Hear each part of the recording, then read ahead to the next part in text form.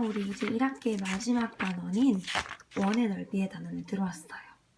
자, 여러 가지 원이 보이죠? 우리가 원의 넓이를 구해볼 건데 그 원의 넓이를 구하기 전에 배워야 될 개념들이 많아요. 아주 생소한 원주율이라는 개념부터 오늘 배워볼게요. 그러면 여러분이 4학년 때 배웠던 원에 대해서 먼저 한번 알아볼까?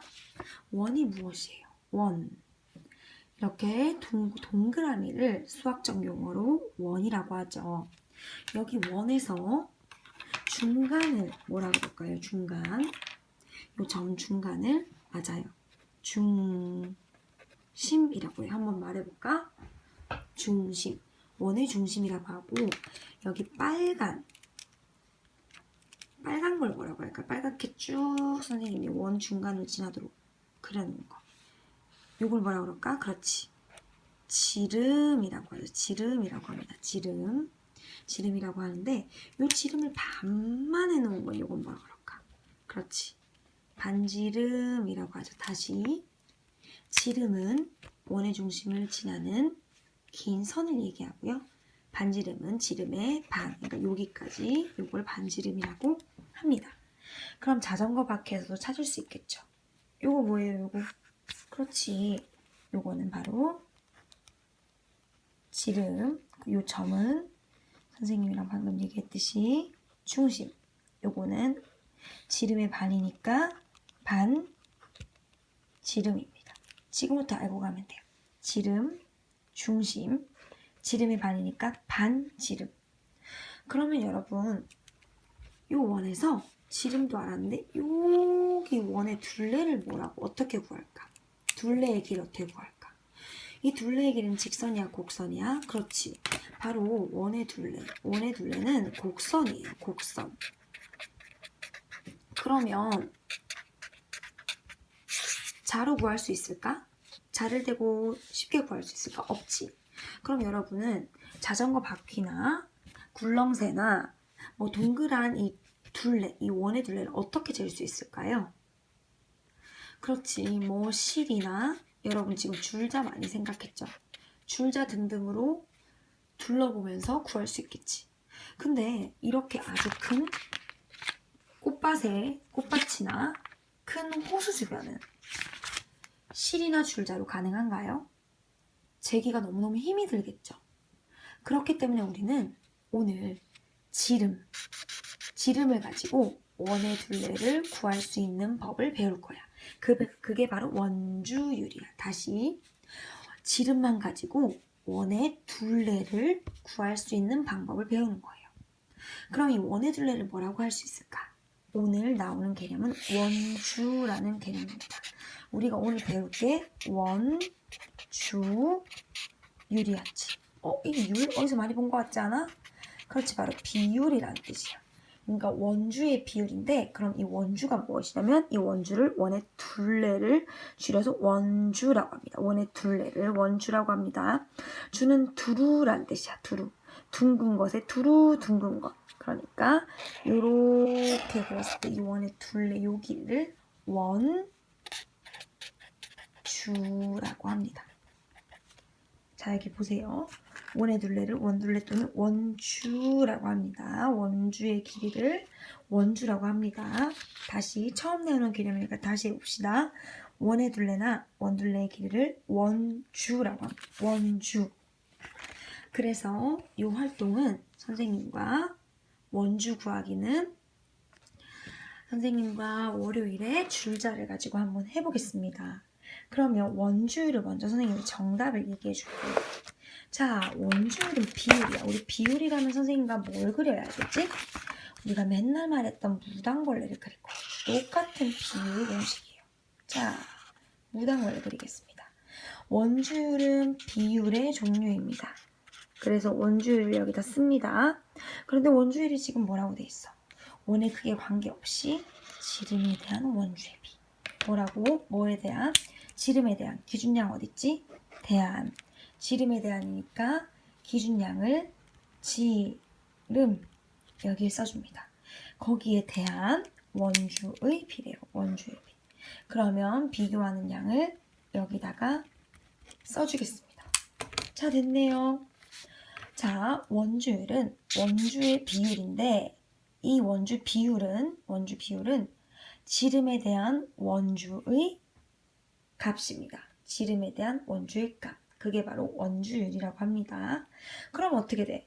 원주율을 구할 때는 원주 나누기 지름이 되겠지. 아니면 지름분의 원주가 되겠지. 무당벌레를 봤으면 이걸 알 수 있겠죠? 그래서 원주율을 소수로 나타내면 이렇게 긴 숫자가 나오는데 보통 줄여서 3.14라고 합니다. 그런데 우리 뒤에는 3으로도 나올 거고 3과 7분의 1이라는 숫자로도 나올 거예요. 이 소수를 나타낸 수야. 그래서 다시 얘기합니다. 원주율은 지름에 대한 원주의 비인데 이것은 보통 약 3.14라고 하는 숫자입니다. 그 활동을 우리가 이 활동을 월요일날 선생님과 한번 해보겠습니다. 우리는 우선 이 원주율을 적어놓으면 됩니다. 여러분 여기 써놓으세요. 자, 그러면 이 활동도 선생님과 학교에서 할 거고요. 그 다음에 넘어가겠습니다. 지름을 구할 수 있어요. 자, 그럼 여기서 보자. 지름을 구하고 싶어. 잘 봐, 얘들아. 지름을 구하고 싶어. 지름, 기준량을 구하고 싶어. 그럼 어떻게 했지? 그렇지. 지름은 원주 나누기 원주율. 다시 지름은 원주 나누기 원주율 하면 지름이 나오죠. 무당벌레에서 발견할 수 있어요. 맞나요? 그렇죠. 아니면 분수를 나타내면 원주율 분의 원주겠죠.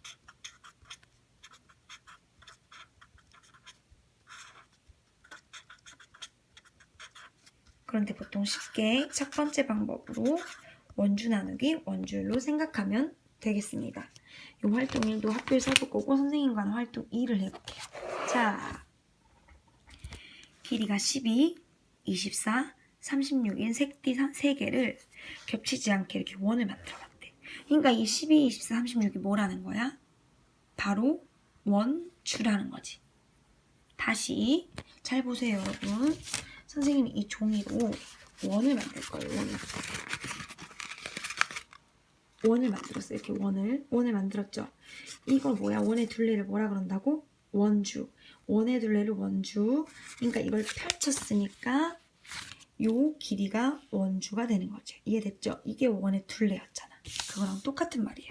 지금 이 친구가 요 색띠를 둥그렇게 하니까 원이 됐죠.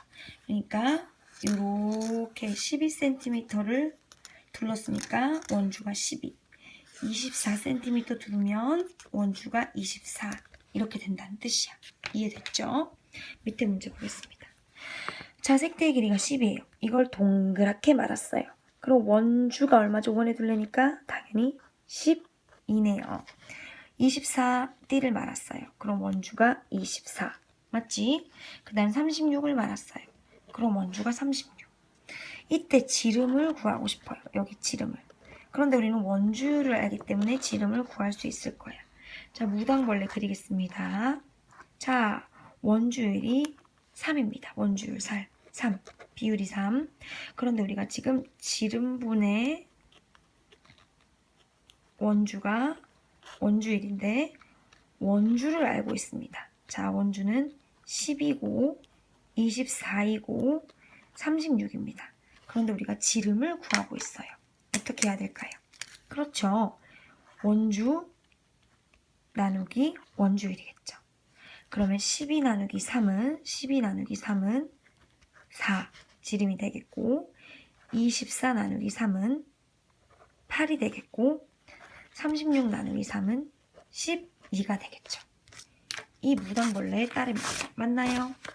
아까 원주율은 지름에 대한 원주의 비라고 했기 때문에 당연히 지름을 구하려면 원주 나누기 원주율을 했으면 됩니다.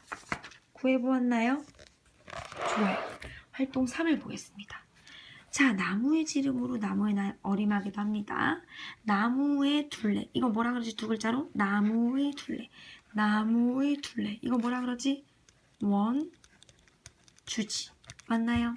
지름의 관계를 한번 보겠습니다.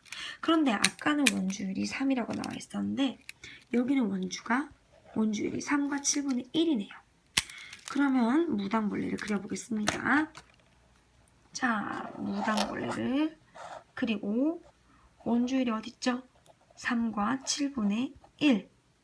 그런데 나무의 둘레를 뭐라 그런다고 했지? 원주. 우리 여기 원주를 알고 있습니다. 그런데 지름을 몰라요. 그럼 여러분이 구해볼 수 있겠죠? 264 넣어서 한번 구해보고 308 넣어서 구해보면 지름을 알 수 있을 겁니다. 여기가 바로 지름 구하는 식이죠. 어떻게 구할까요? 그렇죠. 264 나누기 3과 7분의 1. 여기는 308 나누기 3과 7분의 1을 하면 될 거예요. 왜냐하면 원주율은 지름분의 원주 나누기 지름이기 때문이죠.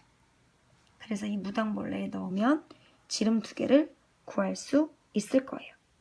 그리고 이 마무리 문제는 숙제로 한번 해보기 바랍니다.